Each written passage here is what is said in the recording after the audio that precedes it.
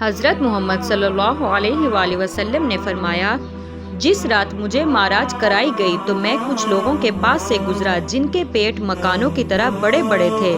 ان کے پیٹوں کے اندر سانپ تھے جو باہر سے دکھائی دے رہے تھے۔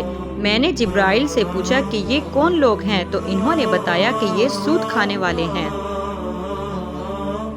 جو لوگ سود کھاتے ہیں وہ روز قیامت کھڑے نہیں ہو سکیں گے، مگر جیسے وہ شخص کھڑا ہوتا ہے جیسے شیطان آسیب نے چھو کر بدحواس کر دیا ہو۔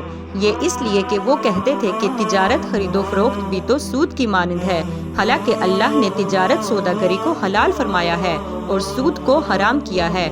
بس جس کے پاس اس کی رب کی جانب سے نصیحت پہنچی سو وہ سود سے باز آ گیا، تو جو پہلے گزر چکا وہ اسی کا ہے اور اس کا معاملہ اللہ کے سپرد ہے، اور جس نے پھر بھی لیا سو ایسے لوگ جہنمی ہیں، وہ اس میں ہمیشہ رہیں گے۔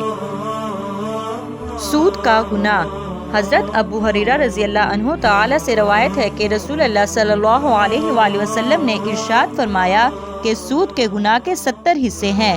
ایک معمولی سا حصہ یہ ہے کہ اس کا گناہ ایسے ہے جیسا کوئی شخص اپنی ماں سے زنا کرے۔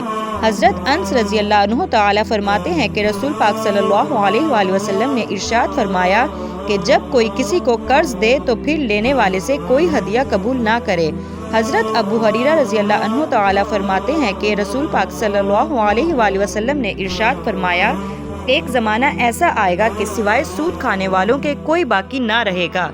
حدیث کی روشنی میں آیا ہے کہ سود ایک درہم جس کو آدمی جان بوجھ کر کھاتا ہے 36 بار زنا سے زیادہ گناہ رکھتا ہے۔